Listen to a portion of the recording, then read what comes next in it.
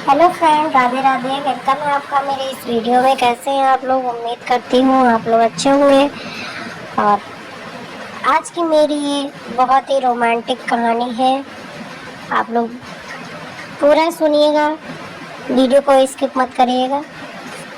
और पहले वीडियो को आप लोग देख लीजिए, कहानी है या गीत है तभी कमेंट करिए। कुछ लोग कहानी पे भी गीत का कमेंट करके चले जाते हैं, तो प्लीज़ ऐसा मत करिए। सभी को सपोर्ट की ज़रूरत होती है, तो पहले वीडियो को अच्छे तरीके से देख लीजिए, फिर उसके बाद कमेंट करिए। और अगर कोई भी चैनल पे नया है तो प्लीज़ चैनल को सब्सक्राइब कर लीजिए और बेल आइकन भी प्रेस कर लीजिए, ताकि कोई भी वीडियो का नोटिफिकेशन आपके पास जाए। ज़्यादा समय ना बिताते हुए कहानी को शुरू करते हैं। मेरा नाम रिया है और मैं अभी 16 साल की हो गई हूँ। मैं 9वीं से 10वीं कक्षा में पहुँच गई हूँ और हमारी स्कूल को गर्मियों की छुट्टी शुरू हो गई थी।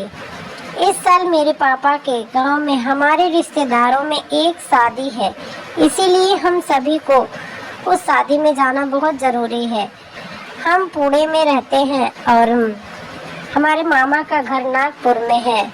मम्मी पहले मुझे भेजना चाहती थी, इसके लिए मामा को पुणे से आना था। मम्मी पापा से कह रही थी कि रिया को अगले साल 10वीं है, इसीलिए उसे कहीं जाने का मौका नहीं मिलेगा, तो अब उसे मामा के साथ पहले ही भेज देते हैं, फिर हम सीधे शादी में ही चले जाएंगे। पापा ने भी हंसकर कह दिया।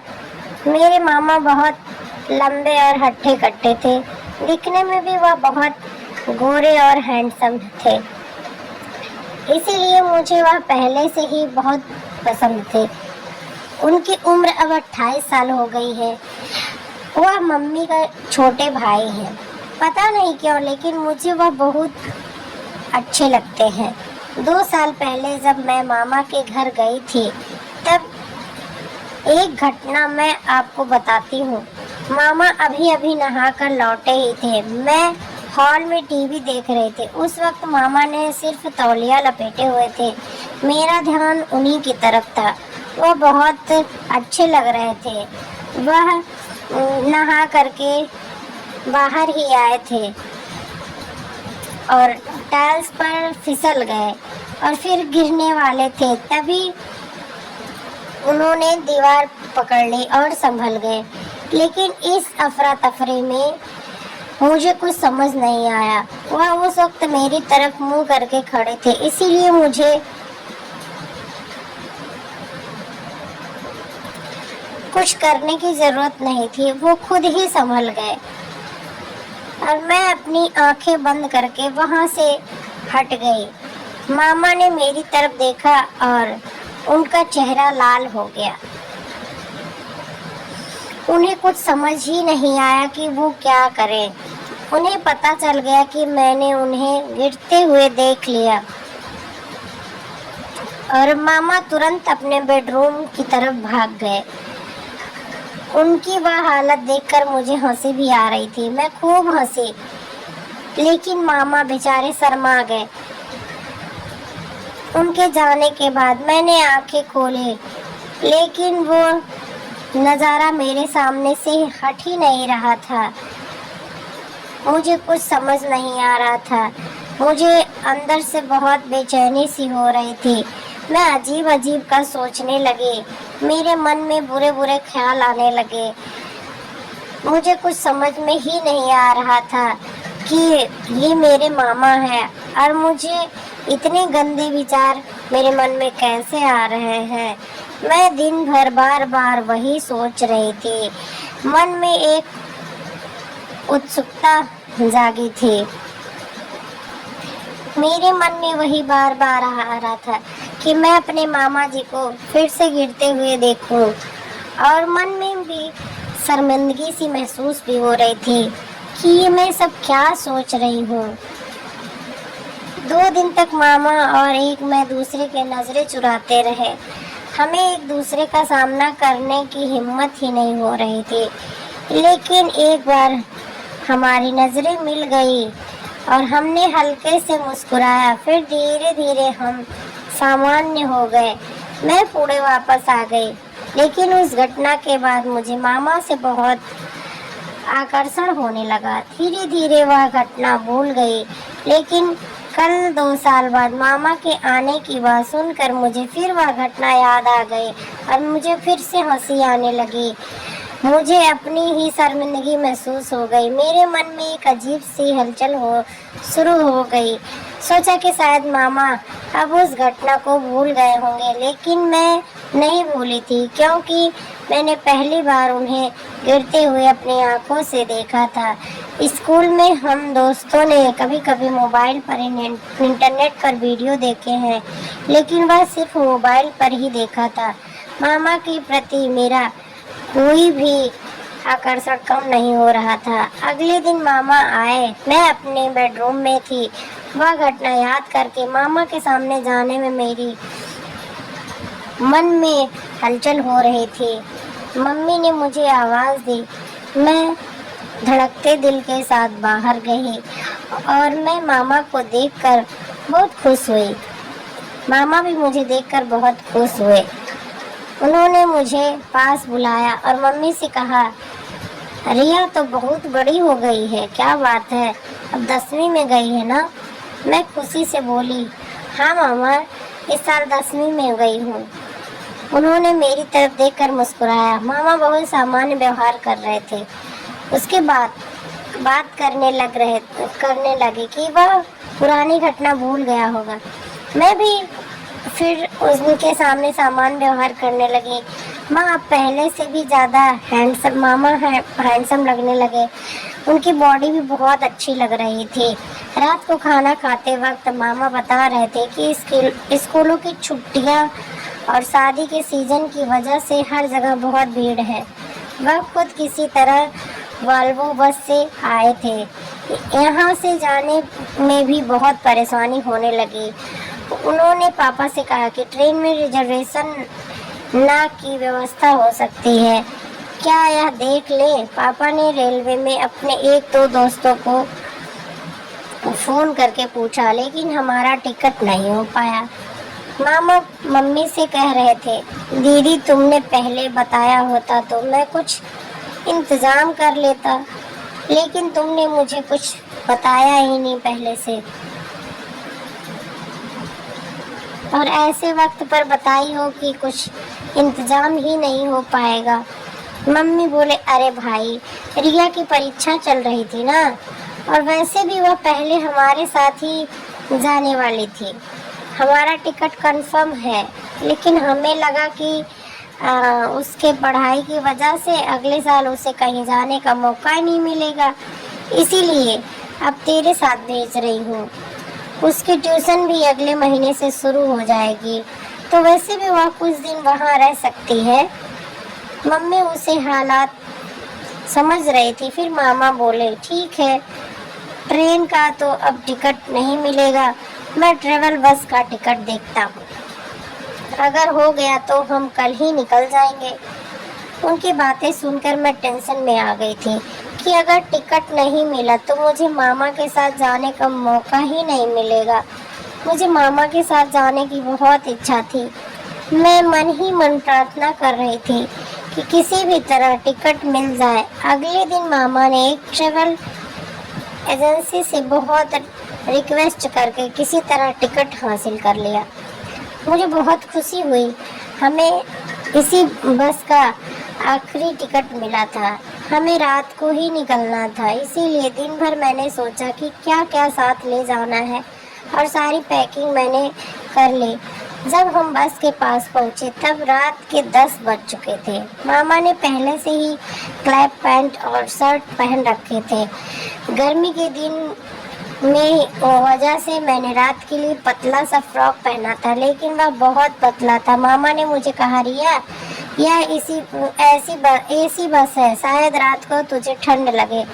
बस शुरू होने के बाद कपड़े बदलना मुश्किल होगा। अब घर तुझे बदलना है तो अभी कर ले, हमारी सीट सबसे पीछे है, पर्दा लगाकर तू बदल सकती है। मैं बाहर इंतजार करता हूँ, लेकिन मैंने मामा को मना करते हुए कहा, मामा अभी गर्मी के दिन है, इतनी ठंड नहीं लग रही है, मैं इन कपड़ों में ठीक हूँ। फिर हमने अपना सामान लगेज में रखा और अंदर जाकर बैठ गए।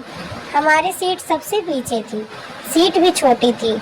हम दोनों को सोने में दिक्कत होगी या नहीं, यह देखकर मामा को थोड़ा टेंशन हुआ, लेकिन मुझे मन ही मन बहुत खुशी हुई थी, बस पूरी तरह भर गई थी। हमने एडजस्ट करके बैठ गई। बस शुरू हुई, जगह कम होने की वजह से मेरा शरीर मामा के शरीर से टच होने लगा। फिर वही घटना मुझे याद आने लगी और मन में हलचल सी होने लगी। टाइम पास के लिए बस अब हाईवे पर गई थी। मामा ने अपने मोबाइल पर एक वेब सीरीज शुरू की और शुरू में ही एक रोमांटिक सीन आ गया। उसे देखकर हम दोनों घबरा गए। अचानक आए उस सीन की वजह से हमें समझ नहीं आ रहा था कि इसे बंद करें या आगे देखें। सोचते सोचते हम उसे देखते रहे। उसमें एक लड़का लड़की एक दूसरे से गले मिल रहे थे। लड़की आवाज़ कर रही थी। मामा ने जल्दी से मोबाइल की आवाज़ कम करके उस सीन को आगे बढ़ाया। हम दोनों शर्मिंदगी से एक दूसरे की तरफ देखे और दोनों के चेहरे पर हल्की सी मुस्कान आ गई। फिर मामा ने ही आगे बढ़कर कहा, आजकल हर वेब सीरीज में ऐसा कुछ ना कुछ होता ही है, तू ही बता, हम इसे फैमिली के साथ कैसे देख सकते हैं? वेब सीरीज बनाते वक्त उन्हें ध्यान नहीं रखना चाहिए क्या? मामा ने सवाल का जवाब मुझे सूझ ही नहीं रहा था। मामा को भी लग रहा था कि अपनी भतीजी से क्या बोल गए। फिर उन्होंने मुझसे कहा, रिया तुझे आगे देखना है क्या? तब वेब सीरीज मेरे मुंह से अनायास निकल गया, हाँ देखते हैं, तब जब तक नींद नहीं आती।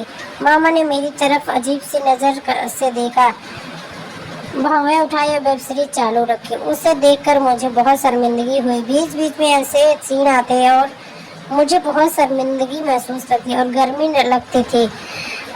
जगह कम होने की वजह से हम एक दूसरे से सट कर बैठे थे। मामा के शरीर का टच होने से गर्मी हो रही थी। आगे मोबाइल में ऐसे सीन आ गए और पास बैठे मामा इस सब से मुझे ऐसे देख रहे थे कि उभरा हुआ हिस्सा दिखा। उसे देखकर मुझे समझ आ गया कि मामा उत्तेजित हो रहे हैं।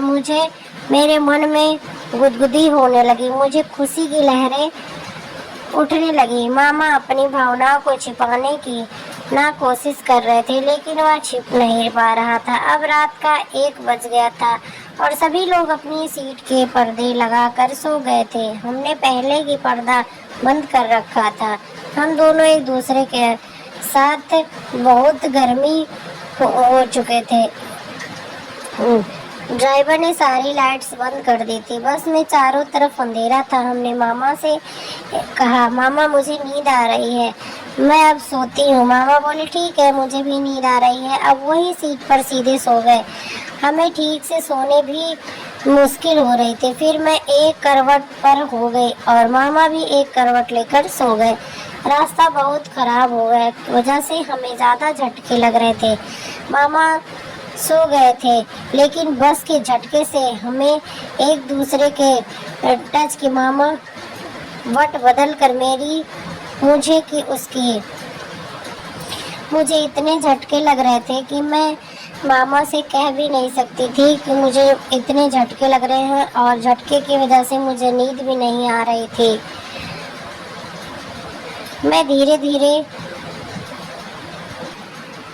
मैं अपने मन में सोचने लगी कि मेरी नीयत मामा के प्रति इतनी खराब कैसे हो सकती है।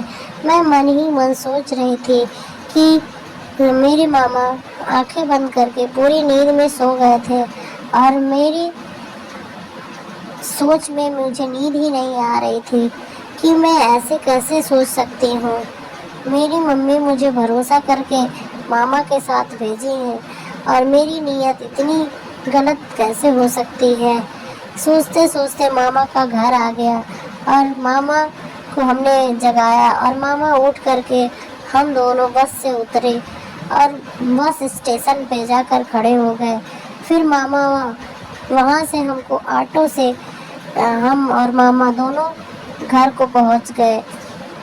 वहाँ पे सारे लोग थे। मामा की अभी शादी नहीं हुई थी क्योंकि मामा मम्मी से बहुत छोटे थे, तो उनकी अभी शादी नहीं हुई थी। नानी लोग थी। सभी लोगों ने देखकर बहुत खुशी हुई सबको कि रिया वहाँ इतने दिनों के बाद पहुँची है। और मुझे अकेले वहाँ अच्छा नहीं लग रहा था। मम्मी को आने में अभी टाइम था और मैं भी मम्मी का बहुत दिन इंतज़ार कर रही थी बेसब्री से कि मम्मी कब आएंगी, क्योंकि मम्मी आती तो अच्छा लगता घर में। तो और भी रहते रहते पास पड़ोस की लड़कियां और लोगों से मेरा संपर्क बना और सबसे मेरा व्यवहार बना। मुझे वहाँ कुछ ही दिन में बहुत अच्छा लगने लगा और धीरे धीरे शादी का माहौल पास में आ गया और मम्मी भी पापा भी साथ में मामा के घर आ गए। उन्होंने आकर मुझे गले लगाया। मम्मी ने पूछा, तुम्हें रिया यहाँ अच्छा लग रहा है कि नहीं? हमने मम्मी से जवाब दिया, मम्मी मुझे यहाँ तो बहुत अच्छा लग रहा है। और सभी लोग शादी में एंजॉय करने लगे। आप लोगों को ये कहानी कैसी लगी कमेंट करके ज़रूर बताइएगा। फिर मिलेंगे आपसे अगले नेक्स्ट वीडियो में। Bye bye, thanks for watching.